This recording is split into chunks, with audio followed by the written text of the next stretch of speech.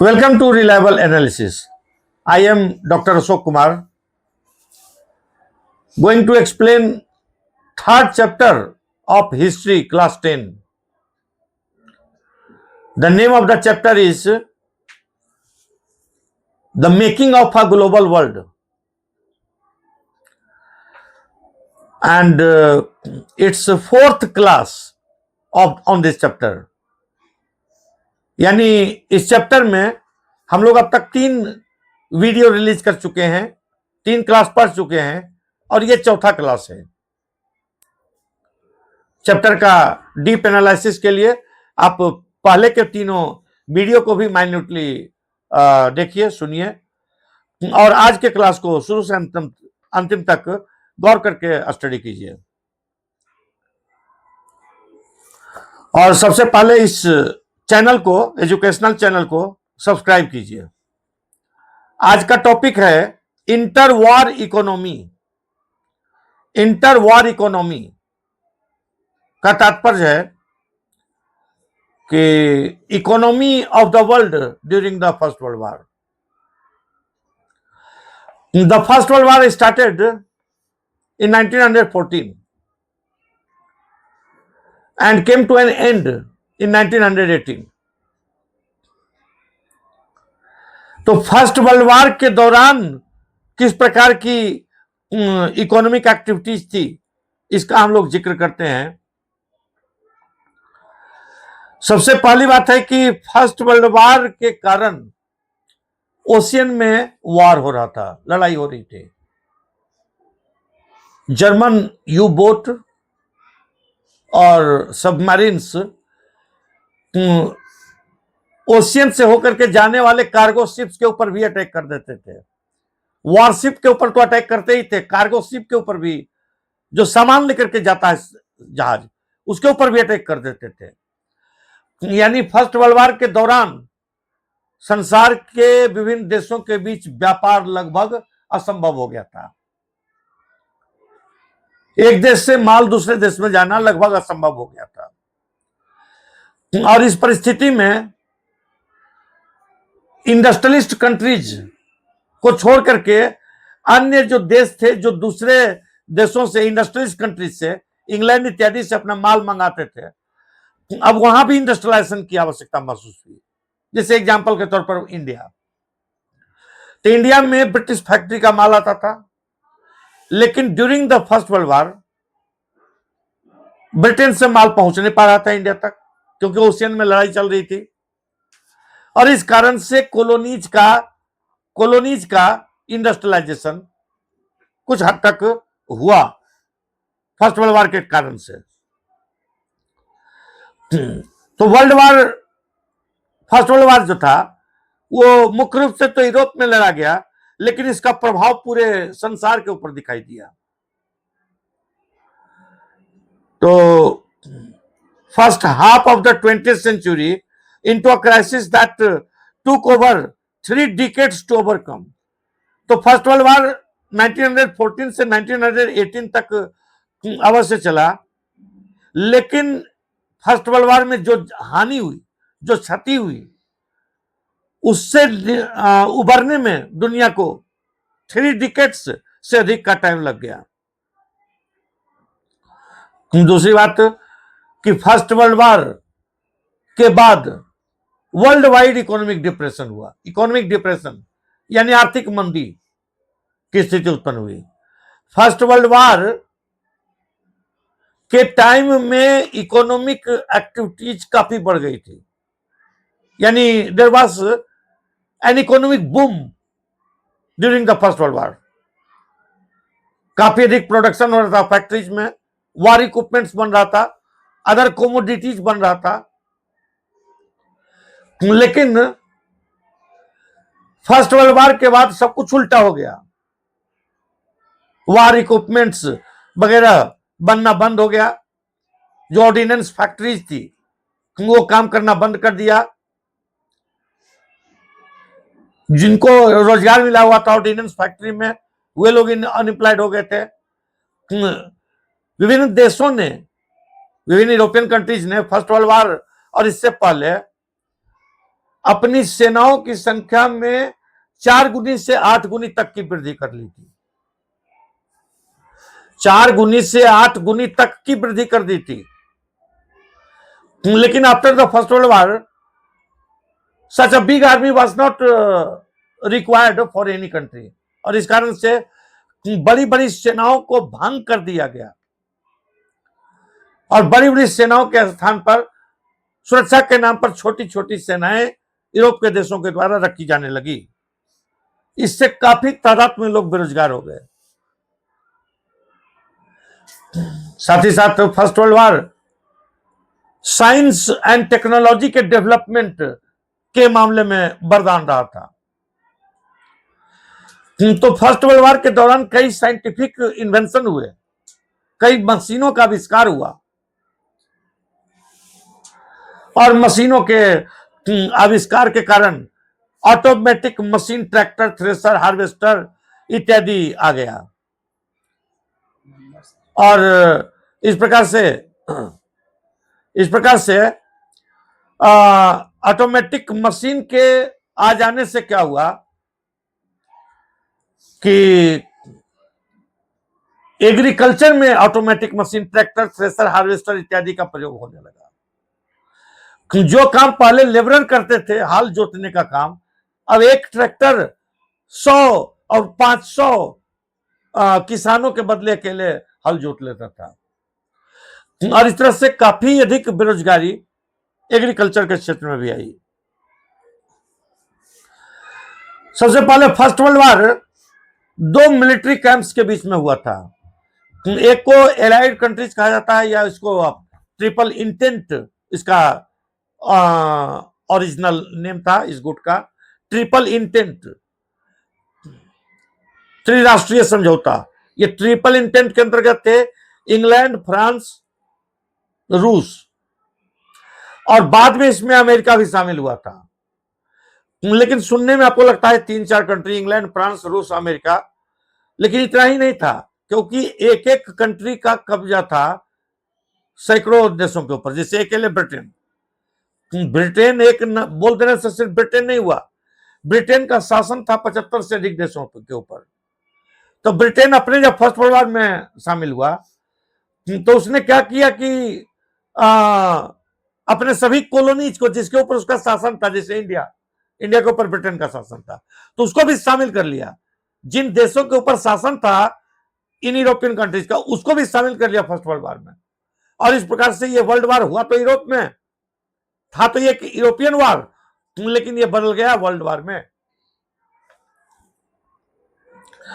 तो इस तरह से ब्रिटेन, फ्रांस, रसा और बाद में अमेरिका इसमें शामिल हुआ था। और दूसरी तरफ के गुट को कहा जाता है सेंट्रल पावर्स। इसमें जर्मनी, ऑस्ट्रिया हंगरी दरअसल अलग कंट्री है, लेकिन उस समय हंगरी के ऊपर ऑस्ट्रिया का शासन था, इसलिए ऑस्ट्रिया हंगरी को एक कंट्री उस समय के लिए माना जाता है।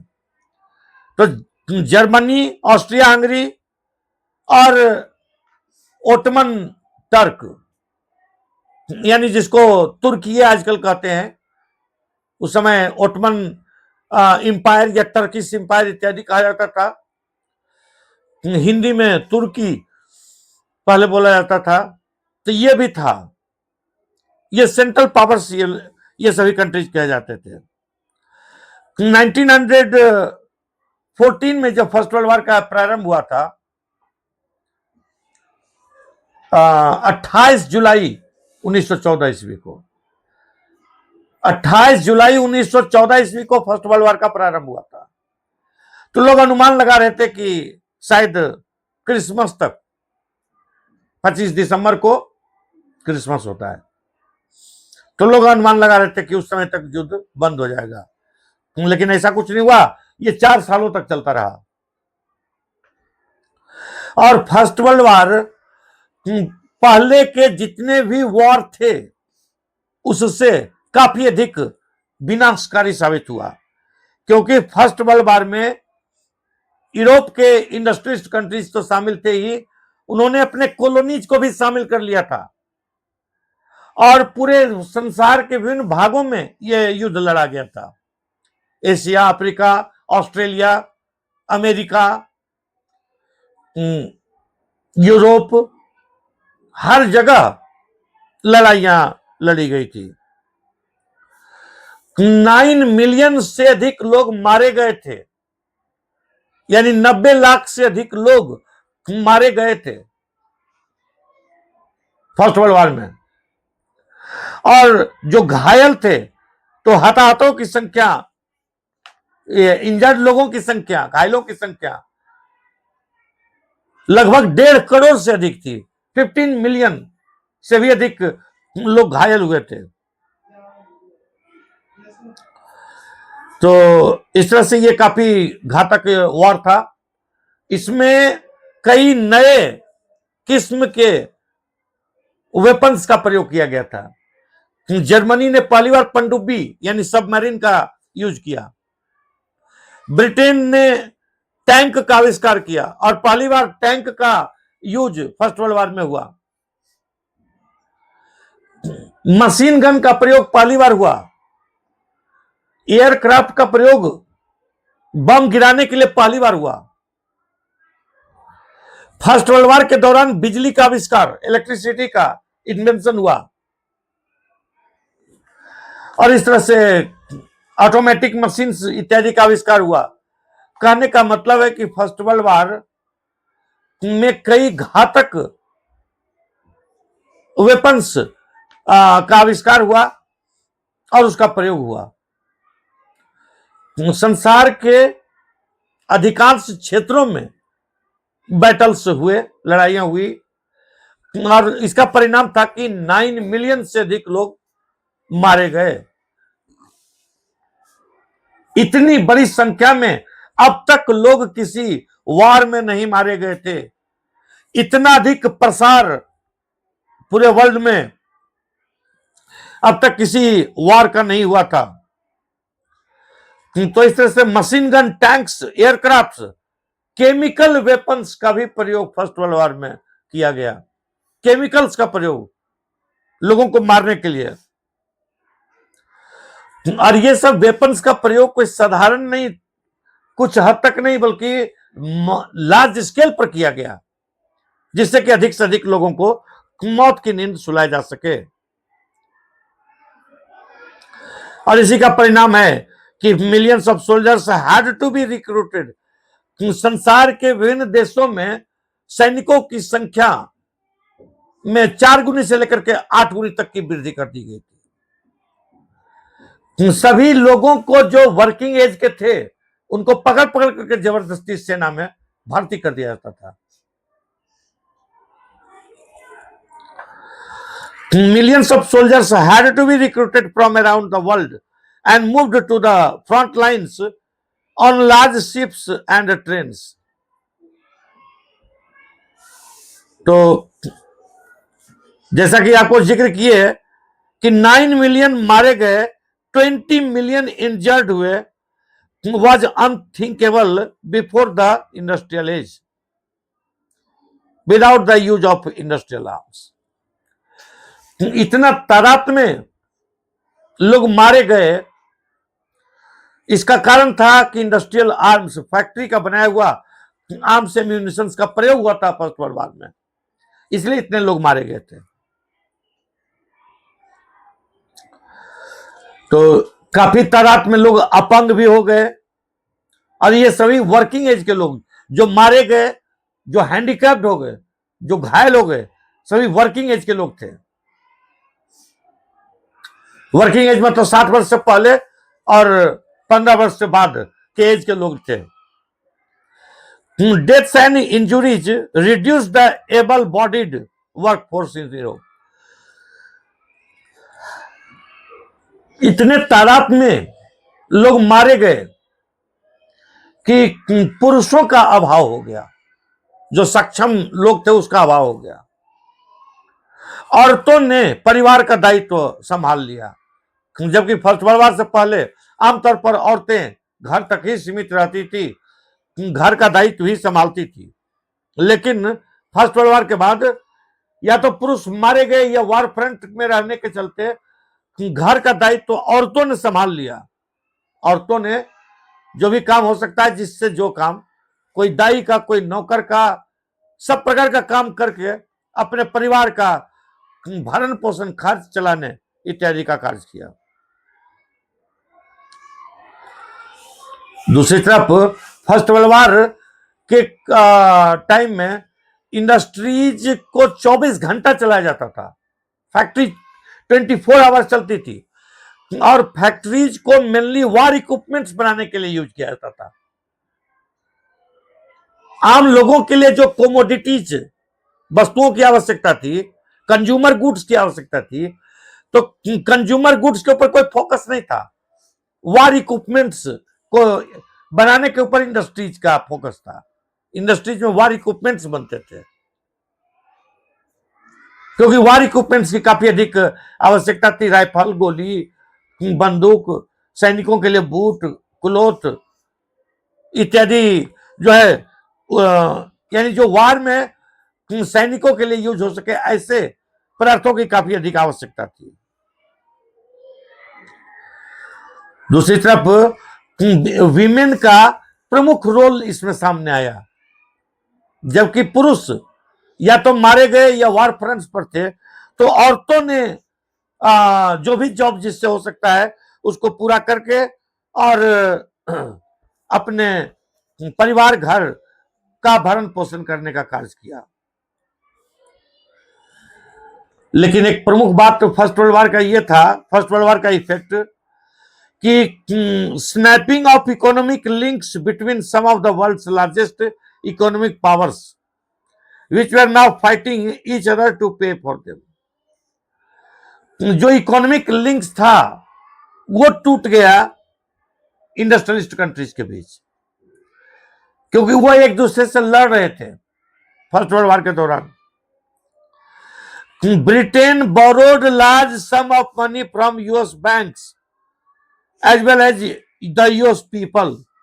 ब्रिटेन जो है, जो संसार का सबसे शक्तिशाली देश इस समय था, सबसे धनी देश, वो ब्रिटेन अमेरिका से काफी अधिक लोन लिया, वहां के बैंकों से, वहां के लोगों से। तो war transformed US from being an international debtor to an international creditor. देखिए, काफी इंपॉर्टेंट टॉपिक यहां पर है कि फर्स्ट वर्ल्ड वार से पहले अमेरिका एक इंटरनेशनल डेटर था, कर्जदार था, दूसरे देशों से कर्ज लेता था फर्स्ट वर्ल्ड वार से पहले। लेकिन फर्स्ट वर्ल्ड वार ने पूरी सूरत हाल बदल दी और अमेरिका क्या हो गया? इंटरनेशनल क्रेडिटर, कर्ज देने वाला बन गया। जो कर्ज लेता था दूसरे देशों से, अब वो बन गया कर्ज देने वाला। क्योंकि कर्ज लेते कौन थे? जो देश लड़ रहे थे फर्स्ट वर्ल्ड वार में, जो कंट्री लड़ रहे थे वो कर्ज लेते थे अमेरिका से। तो इस तरह से अमेरिका कर्ज लेने वाला से कर्ज देने वाला बन गया।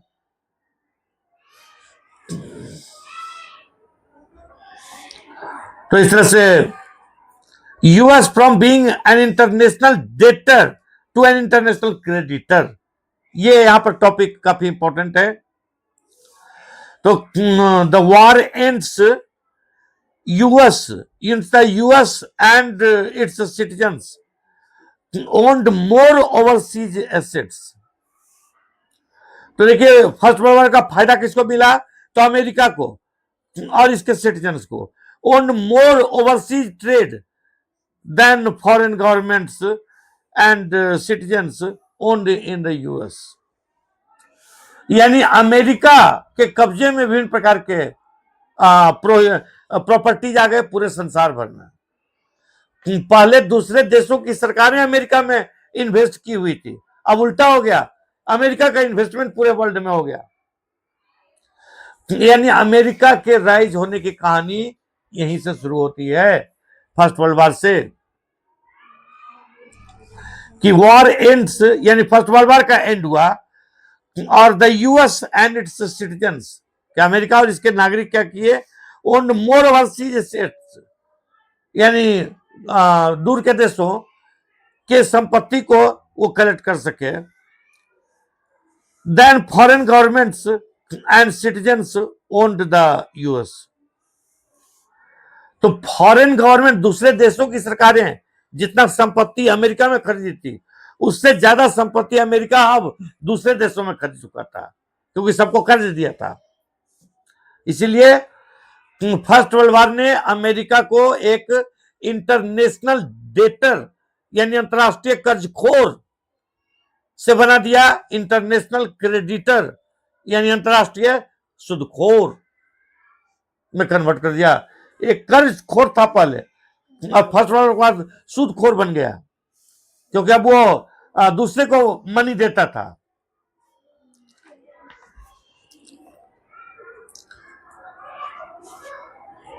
Next topic we have post war recovery. Now we are reading post war recovery, यानी फर्स्ट वर्ल्ड वॉर में जो डैमेज हुआ इंडस्ट्रियलिस्ट कंट्रीज का इकोनॉमी और मिलिट्री पावर, तो वो रिकवरी कैसे होगा? तो economic recovery proved difficult. Britain which was the world's leading economy in the pre war period faced prolonged crisis. Britain was preoccupied with war. Industries had developed in India and Japan. तो देखिए Britain को सबसे बड़ा क्या नुकसान हुआ कि सबसे बड़ा नुकसान यह हुआ कि जिस समय ब्रिटेन 24 घंटे अपने फैक्ट्रीज में अदर कमोडिटीज के बजाय वार इक्विपमेंट्स बना रहा था, और उस समय इंडिया के अंदर जो मार्केट नीड था, कंज्यूमर नीड था, उसको फुलफिल करने के लिए इंडिया का फैक्ट्री इस्टेब्लिश होने लगा, इंडिया में इंडस्ट्रियलाइजेशन होने लगा, और इस तरह से इंडिया का इंडस्ट्रीज न सिर्फ इस्टेब्लिश हुआ बल्कि सेल्फ डिपेंडेंट हो गया, स्ट्रांग हो गया during the first world war. समझ रहे बात को? जब तक इंग्लैंड का माल नहीं आ रहा है तब तक इंडिया का इंडस्ट्री अपना माल इंडिया में सप्लाई कर रहा था, यानी इंडिजेनस इंडस्ट्रीज यानी देसी जो उद्योग धंधे थे उसको फ्लोरिश होने का मौका मिल रहा था फर्स्ट वर्ल्ड वॉर के दौरान। ऐसा ही हुआ जापान के साथ। जिस समय फर्स्ट वर्ल्ड वॉर के दौरान इंग्लैंड का सामान नहीं आ रहा था जापान में, तो जापान के उद्योग धंधे विकसित हो रहे थे, जापान के इंडस्ट्रीज फ्लोरिश कर रहे थे और वो सेल्फ डिपेंडेंट हो रहे थे। After the first world war एक बार फिर से इंग्लैंड का इंडस्ट्री का माल आएगा इंडिया, ठीक है, लेकिन जो इंडिया और जापान के इंडस्ट्रीज अपना पैर जमा चुके थे तो उसको पूरी तरह से उखाड़ पाना संभव होगा? देखिए इंग्लैंड से मुख्य रूप से कपड़ा आता था, टेक्सटाइल। मैनचेस्टर इंग्लैंड का टेक्सटाइल इंडस्ट्री का सेंटर था, मैनचेस्टर का सामान आता था इंडिया में। तो मैनचेस्टर पूरे इंडिया के ऊपर कब्जा किया हुआ था, मैनचेस्टर का एक बड़ा जबरदस्त रिपुटेशन था, लेकिन फर्स्ट वर्ल्ड वॉर के दौरान इंडियन इंडस्ट्रीज डेवलप हो गया। तो मैनचेस्टर आया फर्स्ट वर्ल्ड वॉर के बाद, लेकिन वो पुराना पोजीशन हासिल कर पाएगा? नहीं कर पाएगा।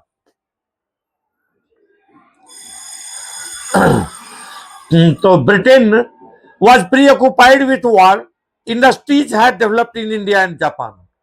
यानी फर्स्ट वर्ल्ड वॉर का एक नहीं चाहते भी परिणाम ये हो गया कि अ लिटिल इंडस्ट्रियलाइजेशन हो गया इंडिया का और जापान का।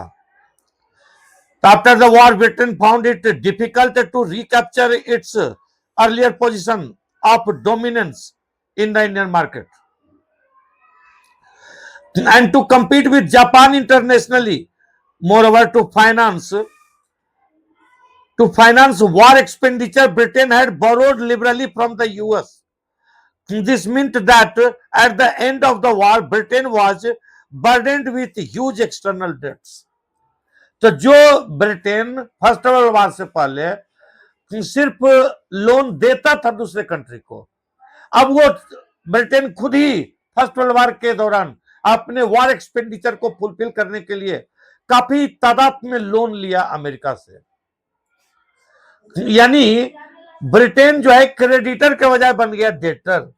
क्रेडिटर यानी कर्जदार था, कर्ज देता था दूसरे को, अब वो कर्ज लेने वाला बन गया। तो इस तरह से the war had led to economic boom. अब देखिए फर्स्ट वर्ल्ड वॉर के दौरान इकोनॉमिक बूम की स्थिति थी। लोगों को पकड़ पकड़ करके सेना में भर्ती कर लिया जाता था। जो सक्षम है वो या तो इंडस्ट्री में काम करेगा और नहीं तो सेना में काम करेगा। यानी फर्स्ट वर्ल्ड वॉर जब तक चला तब तक कोई भी आदमी बेकार नहीं था, सबों के पास काम था, सबों को तनख्वाह मिलता था और सबों की परचेजिंग कैपेसिटी अधिक थी, क्योंकि तनख्वाह था, सबों का इनकम था।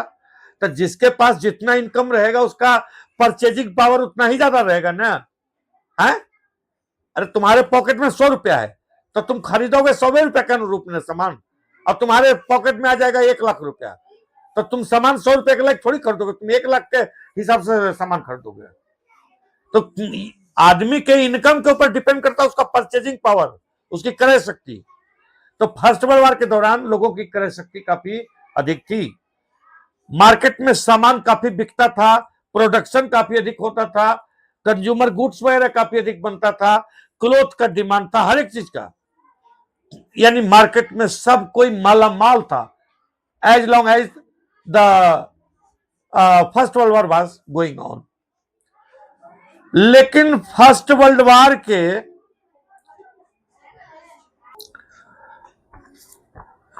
इस तरह से फर्स्ट वर्ल्ड वॉर के बाद ब्रिटेन के लिए रिकवरी काफी पेनफुल हो गया और ब्रिटेन जो इंटरनेशनल क्रेडिटर था वो डेटर बन गया। अमेरिका से काफी तादाद में उसने लोन लिए।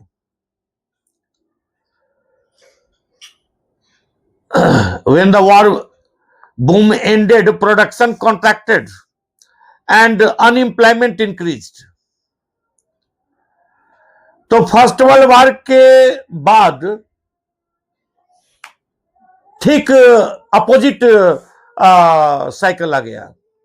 जहां फर्स्ट वर्ल्ड वॉर जब तक चल रहा था तब तक इकोनॉमिक बूम था, सबों के पास एम्प्लॉयमेंट था, जॉब था, सबों का इनकम अधिक था, लोगों की परचेजिंग पावर हाई थी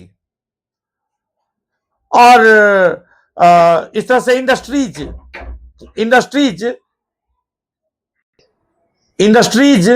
दिन रात रन कर रहे थे। लेकिन फर्स्ट वर्ल्ड वॉर के बाद सब कुछ उल्टा हो गया, बड़ी बड़ी सेनाओं को भंग कर दिया गया, अधिकांश लोग अनएम्प्लॉयड हो गए। एग्रीकल्चर में ऑटोमेटिक मशीन आ गया, ट्रैक्टर, थ्रेशर, हार्वेस्टर इत्यादि आ गया, काफी तादाद में लोग अनएम्प्लॉयड हो गए। फैक्ट्रीज जो 24 घंटे कंज्यूमर कोमोडिटीज और वार इक्विपमेंट्स बनाने के लिए चल रहे थे वो सभी स्टॉप हो गए। नतीजा हुआ कि इकोनॉमिक डिप्रेशन आ गया। इकोनॉमिक बूम जो था फर्स्ट वर्ल्ड वॉर के टाइम में वो बूम बदल गया इकोनॉमिक डिप्रेशन में। लोग अनएम्प्लॉयड हो गए, बेरोजगार हो गए, लोगों का इनकम कम हो गया, लोगों की परचेजिंग कैपेसिटी कम हो गई और इस तरह से इकोनॉमिक डिप्रेशन आ गया।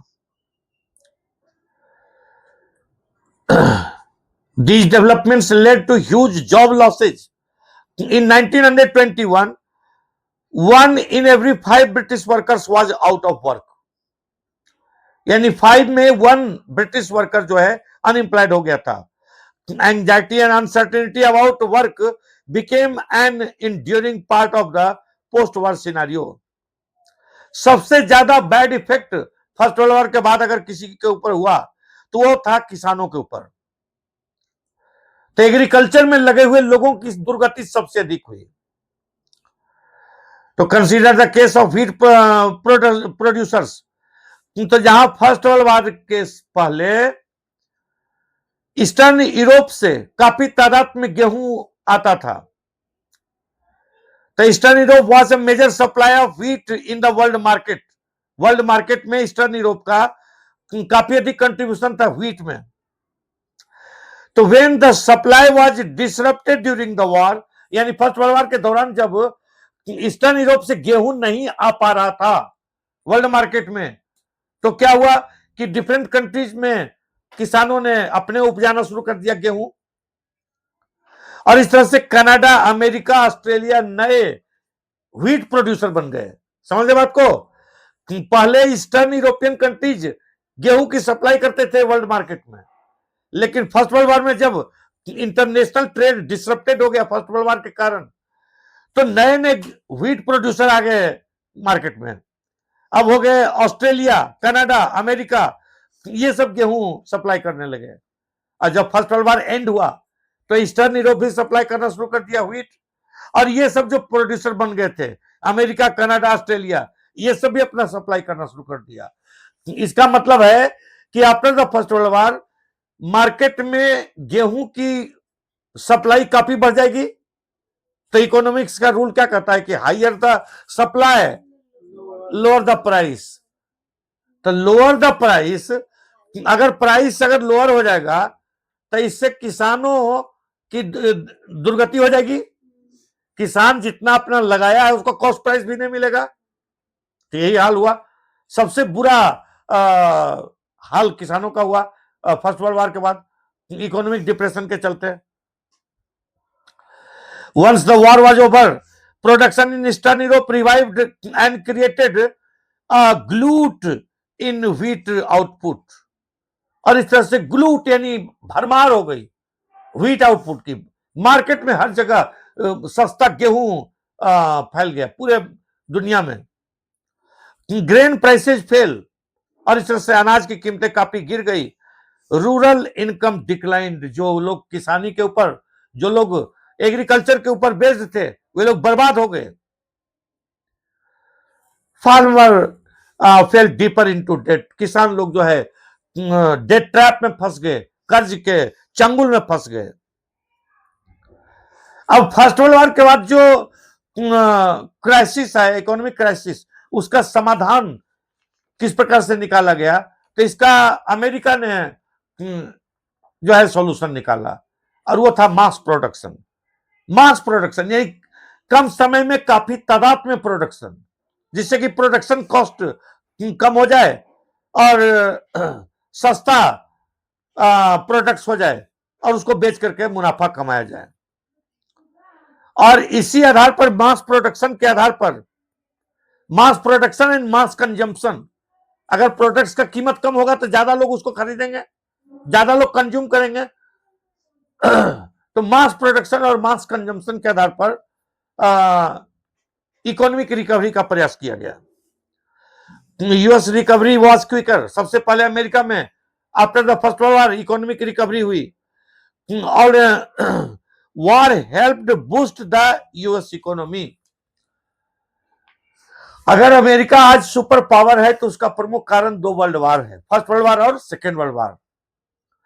और इसी कारण से अमेरिका आज तक, आप गौर करके देखिए इंटरनेशनल पॉलिटिक्स को, वो वार इक्विपमेंट्स, वो फाइटर एयरक्राफ्ट और मिसाइल और तरह तरह का वार इक्विपमेंट्स एक्सपोर्ट करता, बेचता है, लेकिन खुद कोई बहुत लंबा वार में नहीं फंसता है।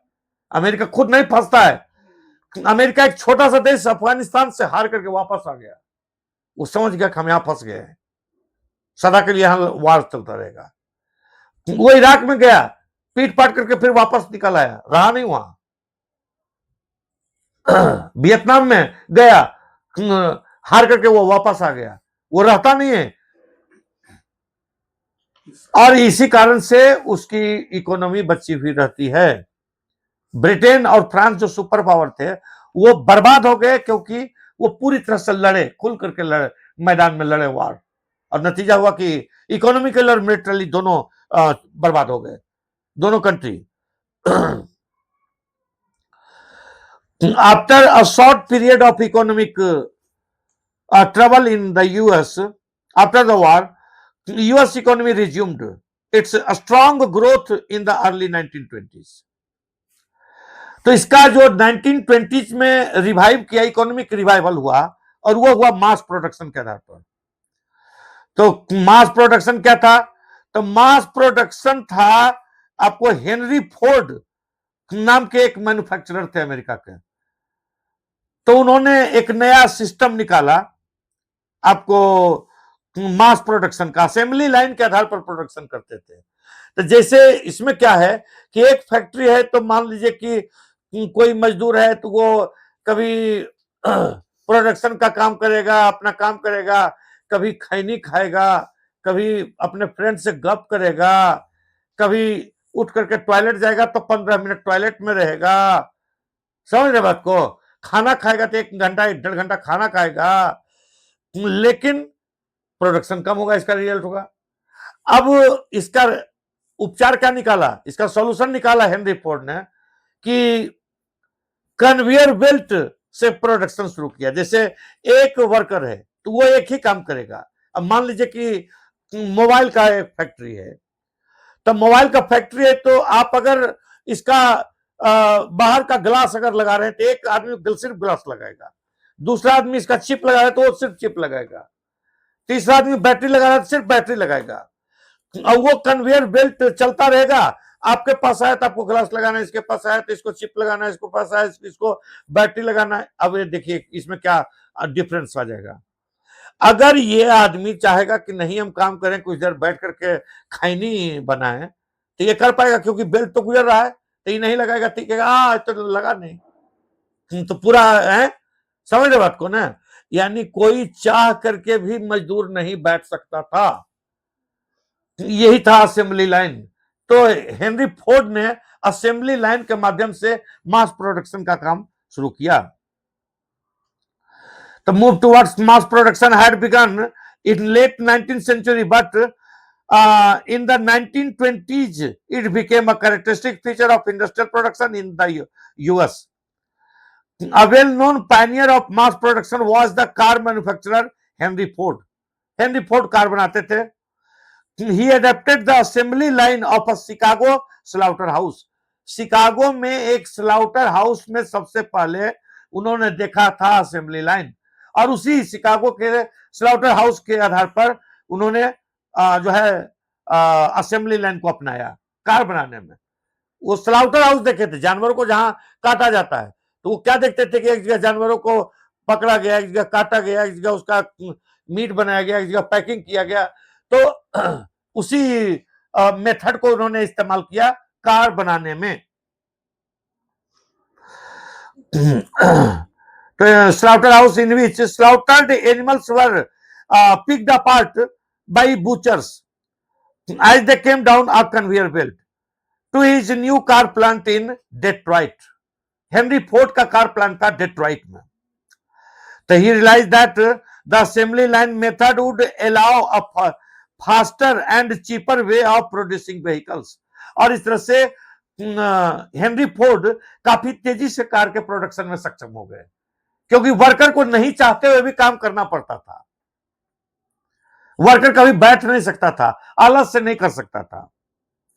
तो assembly line forced workers to repeat a single task mechanically and continuously, such as fitting a particular part to the car at a pace dictated by the conveyor belt. यानी कोई भी वर्कर चाहे या नहीं चाहे, उसको काम उतना ही तेजी से करना है जितना तेजी से कन्वेयर बेल्ट घूम रहा है, समझ रहे हैं ना। वो अगर कन्वेयर बेल्ट आपके सामने है तो आपको जो काम करना है वो आपको करना ही पड़ेगा। तो this was a way of increasing the output पर worker by speeding up the pace of work. Standing in front of a conveyor belt, no worker could afford to delay the motions, take a break, or even have a friendly word with a workmate. As a result, Henry Ford's cars came off the assembly line at 3 minutes interval. यानी इस प्रकार से assembly line के आधार पर Henry Ford ने 3 minute में एक car produce करना प्रारंभ कर दिया। तो speed much faster than that achieved by previous methods.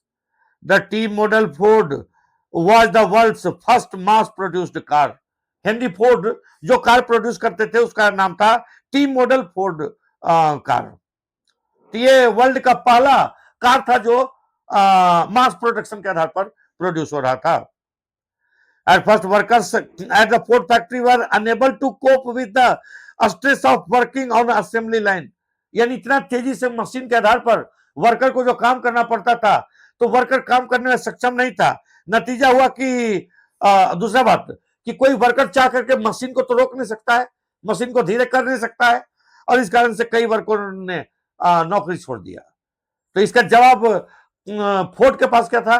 तो फोर्ड ने तनख्वाह बढ़ा दिया कि पैसा के लालच में काम करेगा।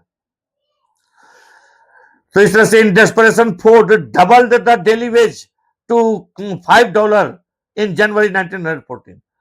यानी तनख्वाह सबका डबल कर दिया ताकि सब काम करें। At the same time he band trade unions from operating in his plants.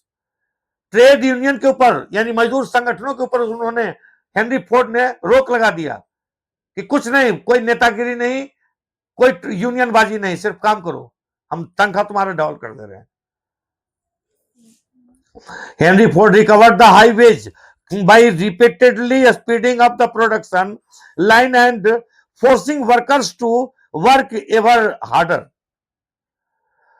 So इस प्रकार से हेनरी फोर्ड का मास प्रोडक्शन का जो मेथड था वो सक्सेसफुल हो गया और उनका ये प्रोडक्शन प्रॉफिट में आ गया। दूसरा कि उनके कार का कीमत भी कम था, क्वालिटी भी बेटर था। So he would soon describe his decision to double the daily wage as the best cost cutting decision he had ever made. तो इस प्रकार से फोर्ड को जो प्रॉफिट हुआ उसका अनुसरण दूसरे इंडस्ट्रियलिस्ट भी करने लगे। सभी इंडस्ट्रियलिस्ट सब चाहते थे असेंबली लाइन के आधार पर मास प्रोडक्शन करना, जिससे कि उनको ज्यादा प्रॉफिट हो। Fordist industrialist practices soon spread in the US. They were also widely copied in Europe. यानी अमेरिका के साथ साथ यूरोप में भी अब असेंबली लाइन के आधार पर मास प्रोडक्शन होने लगा 1920s में। और इसका परिणाम क्या हुआ कि mass production lowered cost and prices of engineer goods. वस्तुओं का सामान कम हो गया, सामान का कीमत कम हो गया और इस प्रकार से लोगों का तनख्वाह भी बढ़ गया। Thanks to higher wages.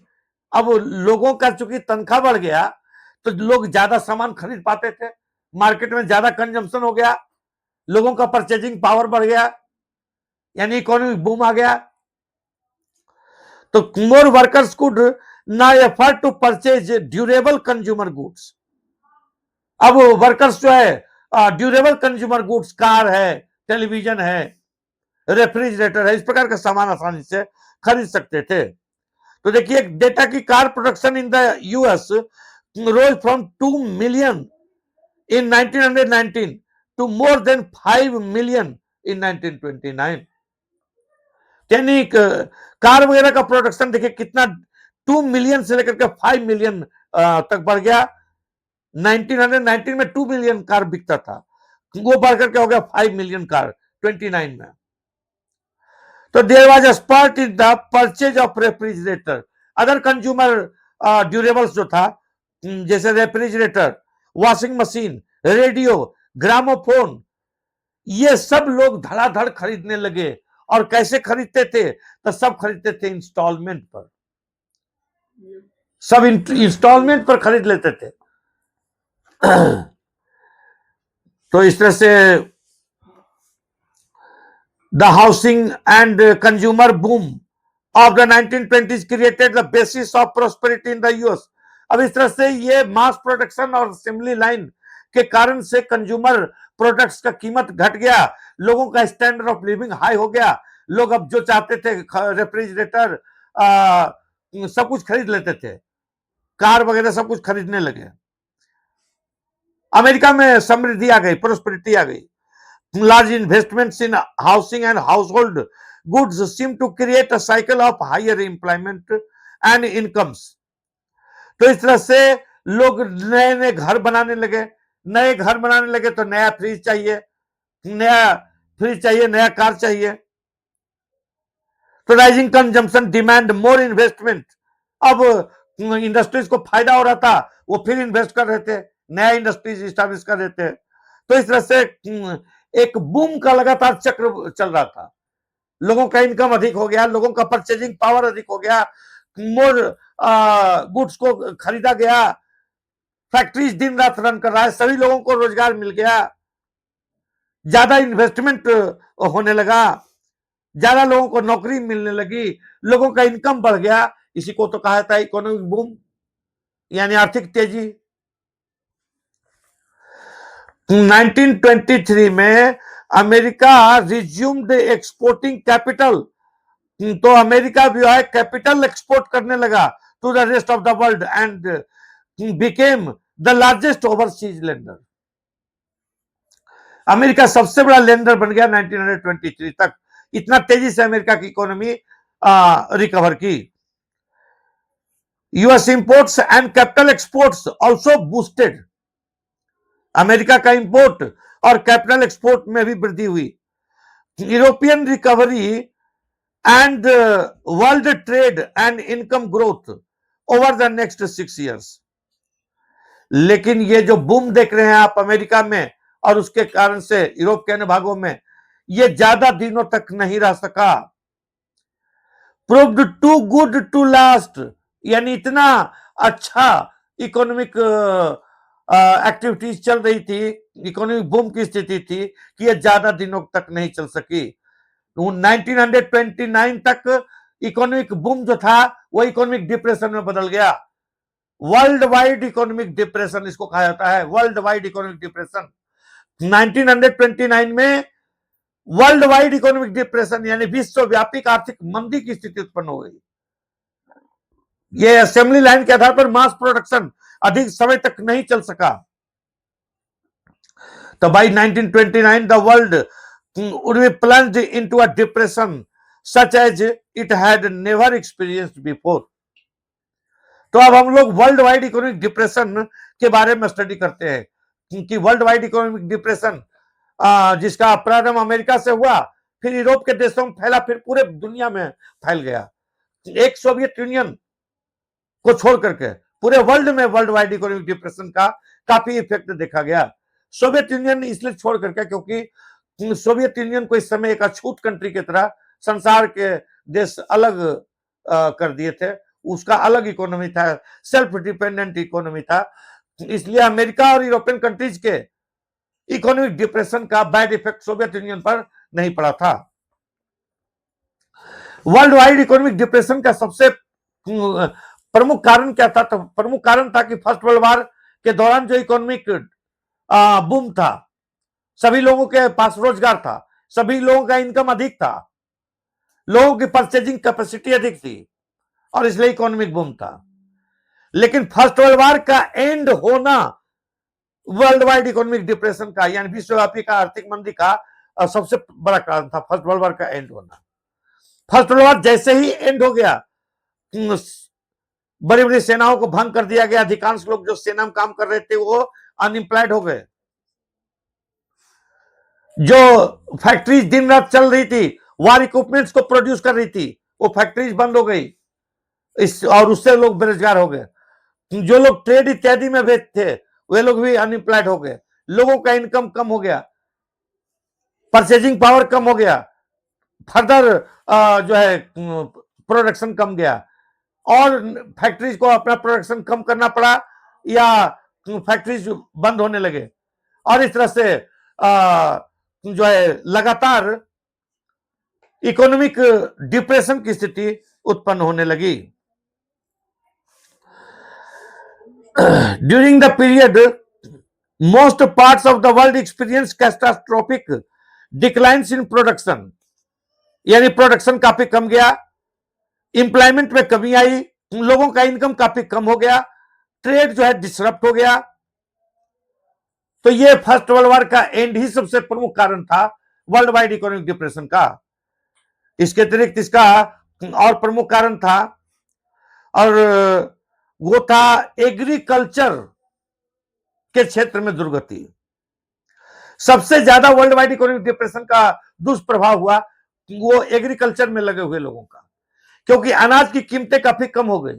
अनाज की कीमतें कम हो गई तो किसान बर्बाद हो गए, किसानों का इनकम कम हो गया, इनकम कम हो गया तो उनकी परचेजिंग पावर कम हो गई, और इस तरह से मार्केट में डिप्रेशन आ गया, मंदी आ गई। agriculture regions and communities were the worst affected because fall of agricultural prices was greater and more prolonged than that in the prices of industrial goods. Industrial goods का जितना प्राइस में fall हुआ, सबसे ज्यादा fall हुआ था agricultural products का. Depression was caused by a combination of several factors. Already तो एग्रीकल्चर के क्षेत्र में over production world wide economic depression का एक प्रमुख कारण था. तो ओवर प्रोडक्शन के चलते क्या हुआ कि अनाज की, फूड प्रोडक्ट्स की कीमतें काफी कम हो गई. तो made worse by falling agricultural prices and prices slumped and agricultural income declined. Farmers tried to expand production.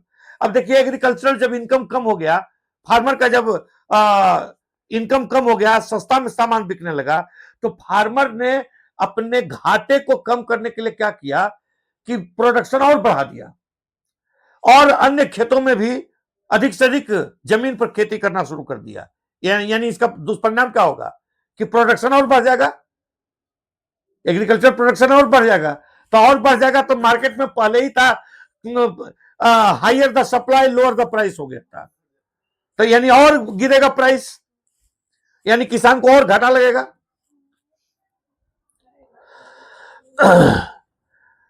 तो expand production and being a larger volume of produce to the market to maintain their overall income.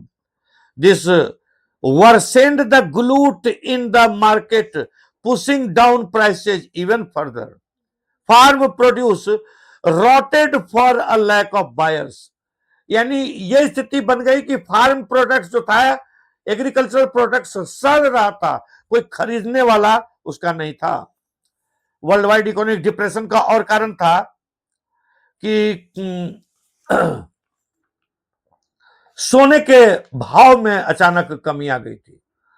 First world war के बाद जो indemnity यानी compensation, क्षतिपूर्ति की राशि Germany को देनी होती थी एलाइड कंट्रीज को. जर्मनी को फर्स्ट वर्ल्ड वॉर में युद्ध के लिए उत्तरदायी ठहराया गया था, रिस्पॉन्सिबल, और उसको 6.5 बिलियन पाउंड का एक कंपेंसेशन थोप दिया गया था जर्मनी के ऊपर. ये अमाउंट वो सोने के रूप में देता था. सोने और इस प्रकार से जर्मनी से आता था ये सोना के रूप में इंडेमनिटी. यूरोप के देशों को जाता था, यूरोप के देश अपना कर्ज चुकाने के लिए अमेरिका को देते थे.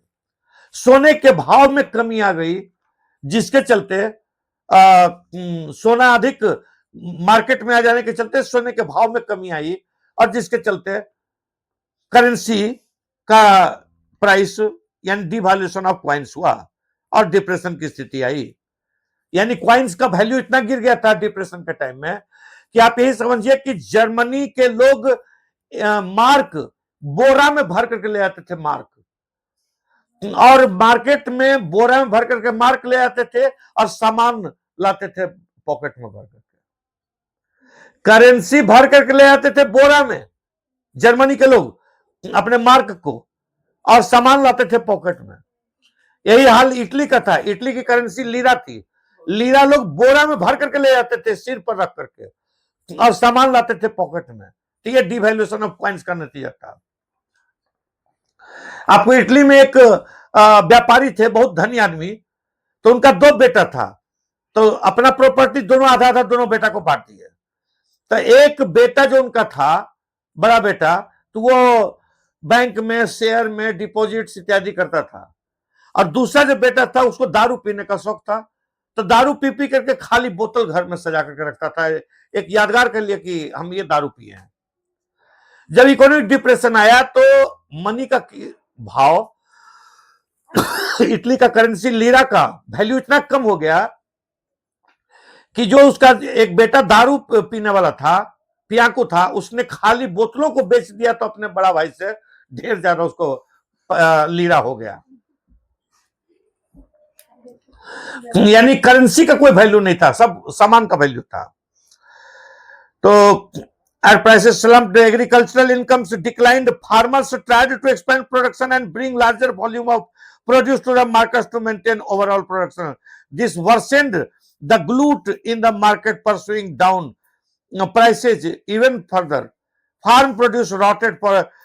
इसके बाद many countries financed their investment through loans from the US.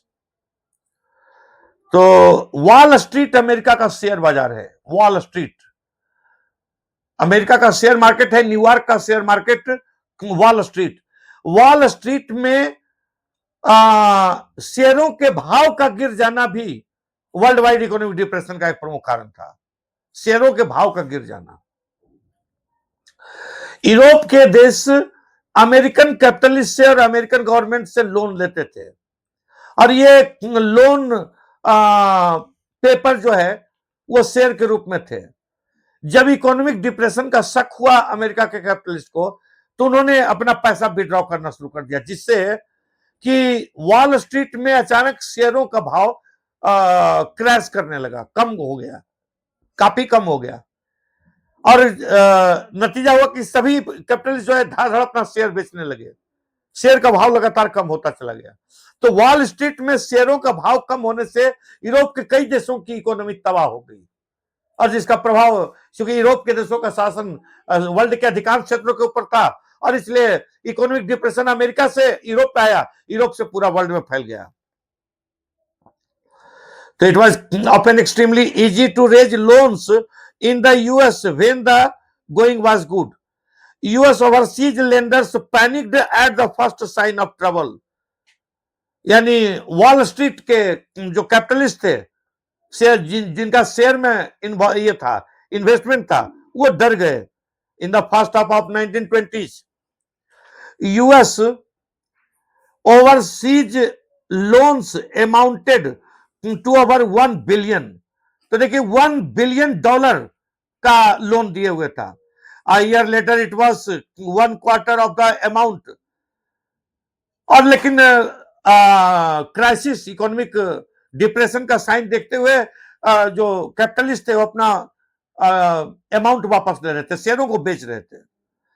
Countries that depended crucially on the US loans now faced an acute crisis. और इस तरह से जो यूरोपियन कंट्रीज अमेरिका के कैपिटलिस्टों, अमेरिका के लोगों के पैसे पर, लोन के ऊपर, यानी शेयरों के आधार पर कैपिटल प्राप्त कर रहे थे, तो यूरोप के देशों का इकोनॉमी चौपट हो गया. The withdrawal of US loans affected much of the rest of the world, though in different ways. In Europe, it led to failure of some major banks. America के वॉल स्ट्रीट में शेयरों का भाव कम होने से क्या हुआ कि यूरोप में कई बैंक फेल होने लगे. यूरोप की करेंसीज का भाव कम होने लगा. अभी आपको बता रहे थे इटली के करेंसी लीरा का और जर्मनी के करेंसी मार्क का, ब्रिटेन की करेंसी स्टर्लिंग भी इसी प्रकार से फॉल कर गई. Latin America and elsewhere it intensified the slump in agricultural and raw material prices. तो पूरे वर्ल्ड भर में एग्रीकल्चरल प्रोडक्ट्स का भी कीमत इस समय घट रहा था. US attempt to protect its economy in the depression by doubling import duties.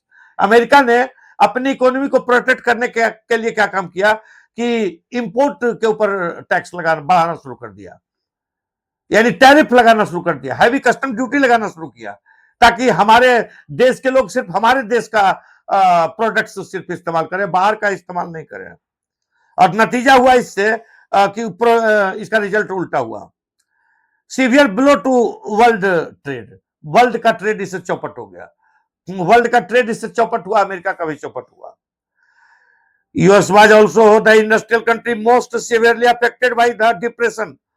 तो सबसे ज्यादा अमेरिका को वर्ल्ड वाइड इकोनॉमिक डिप्रेशन का जो है दुष्परिणाम सामना करना पड़ा था, बैड इफेक्ट. तो fall in prices and the prospect of a depression, US banks had also slashed domestic lending. America के, यानी इकोनॉमिक डिप्रेशन देख करके अमेरिका के बैंकों ने लोन देना बंद कर दिया या कम कर दिया. या जो लोन दिया था उसको भी वापस लेना शुरू कर दिया कि यूरोप का बैंक फेल कर रहा है, हम भी तो कहीं फेल नहीं कर जाएं। और नतीजा हुआ कि farms could not sell their harvest, जो किसान थे अपने प्रोडक्ट्स को, एग्रीकल्चर प्रोडक्ट्स को बेच नहीं पा रहे थे। घरेलू इकोनॉमी लोगों का तबाह हो गया, बिजनेस सब चौपट हो गया। तो फॉलिंग इनकम, लोगों का इनकम काफी कम हो गया। और इस तरह से जिन लोगों ने इंस्टॉलमेंट पर कंज्यूमर ड्यूरेबल्स लिया था, रेफ्रिजरेटर लिया था, कार लिया था, अब वो इंस्टॉलमेंट देने की स्थिति में नहीं थे। Forced to give up their homes, cars and other consumer durables. तो consumer prosperity of the 1920s, तो जो 1920s में अमेरिका में कंज्यूमर प्रोस्पेरिटी थी, यानी इकोनॉमिक बूम था, अब वो पूरी तौर पर उल्टा हो गया था, इकोनॉमिक डिप्रेशन में बदल चुका था। अनएम्प्लॉयमेंट आसमान छूने लगी थी, लोग नौकरी के लिए इधर उधर भटकने लगे थे, नौकरी मिल नहीं पा रही थी, बैंकिंग सिस्टम जो है कोलैप्स कर रहा था। तो unable to recover investments, collect loans and repay depositors, thousands of banks went bankrupt. बैंकों ने अपने आप को बैंकरप्ट होने, दिवालिया होने से बचाने के लिए लोन देना बंद कर दिया, और जो लोन दिया था उसको रिकवर करने का प्रयास करने लगा। नतीजा को लोन देना बंद कर दिया, तो जिसको लोन नहीं दिया उसका जो है इंडस्ट्री या उसका इंटरप्राइज सब चौपट हो गया, यानी ये डिप्रेशन और बढ़ता चला गया। Number of by 1930 over 4000 banks. तो देखिए एक डेटा है कि 1933 में 4000 बैंक्स हैड क्लोज्ड, और between 1929 and 1932 1,10,000 companies had collapsed. ये सिवियरिटी थी अमेरिका में इकोनॉमिक डिप्रेशन का। लेकिन 1933 के बाद इकोनॉमी में फिर से सुधार दिखने लगा, यानी इकोनॉमिक बूम का फिर से साइन दिखने लगा। 1935 तक अमेरिका की इकोनॉमी में काफी सुधार आया। A modest economic recovery was underway in most industrial countries. America के साथ साथ यूरोप और अन्य इंडस्ट्रियलिस्ट कंट्रीज में इकोनॉमिक रिफॉर्म होने लगा, डेवलपमेंट होने लगा। Great depression wider effects society, politics and international relations and on people's minds. अब इंडिया की इकोनॉमी के ऊपर इकोनॉमिक डिप्रेशन का क्या प्रभाव पड़ा? तो इंडिया में भी अनाज की कीमतें काफी कम हो गई, और नतीजा हुआ कि वर्ल्ड का जो इकोनॉमिक डिप्रेशन था उसका बैड इफेक्ट इंडिया के किसानों के ऊपर भी पड़ा।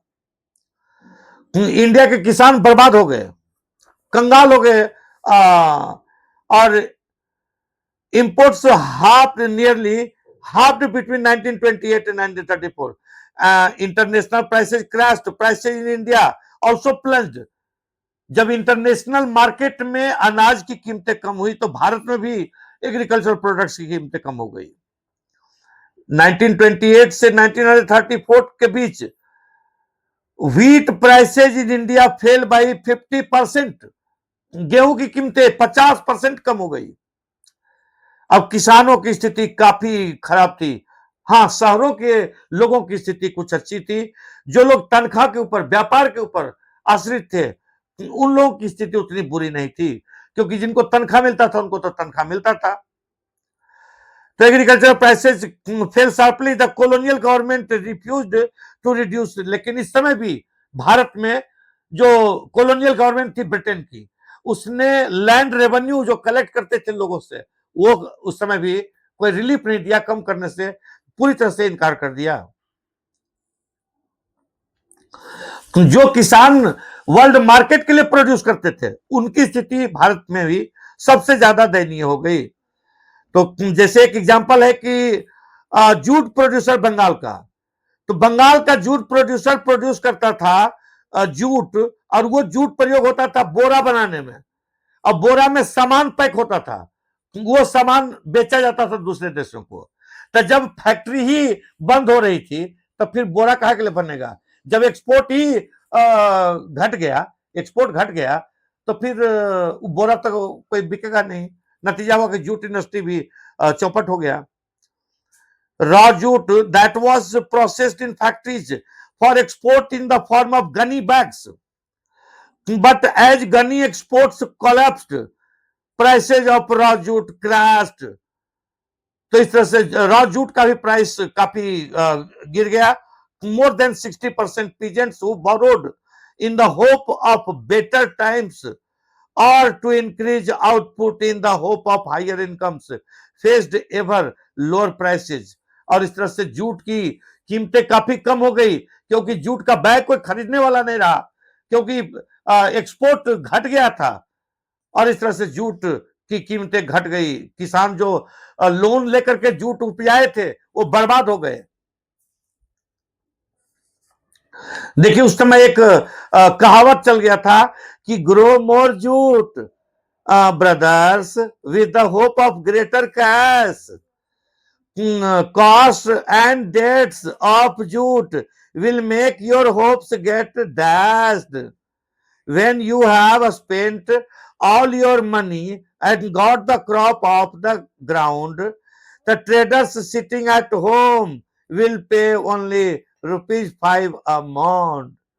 ये कहावत था, यानी कोई फायदा नहीं होगा, ट्रेडर घर में बैठा रहेगा क्योंकि तो कोई खरीदने वाला नहीं रहेगा, जूट उपजाओ खाली. पीजेंट्स तो इस तरह से किसानों की ऋणग्रस्तता यानी इंडेटनेस काफी बढ़ गई. They used up their savings. किसान जो है अपना जो भी बचा खुचा हुआ धन था उसका उपयोग करने लगे दैनिक आवश्यकताओं को पूरा करने में. लोग जमीन को गिरवी रखने लगे, यानी farmers mortgaged lands, sold whatever jewellery and precious metals they had to meet their expenses. यानी अपना नेसेसिटी पूरा करने के लिए किसानों के पास जो भी था, ज्वेलरी था, सोना चांदी का जेवर वगैरह, सब बेच करके उसका अपना ये पूरा करने लगा, डेली नेसेसिटीज को फुलफिल करने लगा. तो इस प्रकार इस परिस्थिति में India became an exporter of precious metals. देखिए दुर्भाग्य की बात है कि इस समय भारत प्रेशियस मेटल का एक्सपोर्टर बन गया, सोना चांदी का एक्सपोर्टर बन गया, क्योंकि गरीब लोग अपना सोना चांदी बेच रहे थे और वो सोना चांदी अब दूसरे देशों में जाने लगा. और उससे ब्रिटेन की इकोनॉमी का सुधार हुआ क्योंकि सोना चांदी वर्ल्ड मार्केट में काफी तादाद में आया. Famous economist John Maynard Keynes thought that Indian gold exports prompted global economic recovery. ये एक इकोनॉमिस्ट हैं, इनका नाम है जॉन मेनार्ड कीन्स. इनका कहना है कि भारत के लोग जिस प्रकार से सोना चांदी बेच रहे थे उसका परिणाम हुआ कि पूरे वर्ल्ड का इकोनॉमी में सुधार आया. They certainly helped up speed up Britain से रिकवरी. लेकिन कम से कम ब्रिटेन की इकोनॉमिक जो डिप्रेशन था उसमें रिकवरी में काफी हेल्प किया. But did little for the Indian peasant. लेकिन जो किसान उसको बेच रहे थे अपने जेवर को, उनको कोई फायदा नहीं मिल सका. दस सीडिंग विथ अनरेस्ट. और इस प्रकार से जिस समय Mahatma Gandhi civil disobedience movement start किए थे 1930 में, उस समय किसानों की स्थिति काफी खराब थी क्योंकि किसान वर्ल्ड वाइड इकोनॉमिक डिप्रेशन से काफी अधिक प्रभावित थे. अपने घरों का सोना चांदी सब कुछ बेच रहे थे अपनी दैनिक आवश्यकताओं की पूर्ति के लिए.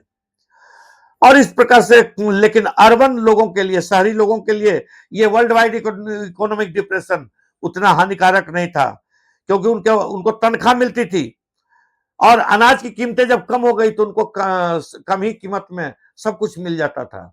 जैसे इस बार कोरोना के टाइम में हुआ था डिप्रेशन, तो बहुत सस्ता 10 रुपया 5 रुपया किलो सब्जी मिलता था. भिंडी करेला 10 रुपया 5 रुपया किलो मिलता था कोरोना के टाइम में. तो इस तरह से शहर के लोगों को फायदा हुआ कि कम ही इनकम में उनको सब कुछ मिल जाता था. Land owners received rents. जिनका मकान था तो उनको तो रेंट मिल ही जाता था, जिनका नौकरी था तो उनको सैलरी मिल जाती थी. और इस प्रकार से शहर के लोगों को दिक्कत नहीं हुई डिप्रेशन से. Everything costless. Industrial investment also grew as the government extended tariff protection to industries under the pressure of nationalist opinion. जब भारत की जो कॉलोनियल गवर्नमेंट थी, ब्रिटेन की जो सरकार थी भारत में, तो उसने नेशनल मूवमेंट के दबाव में आकर के कस्टम ड्यूटी बढ़ाया इंपोर्ट के ऊपर।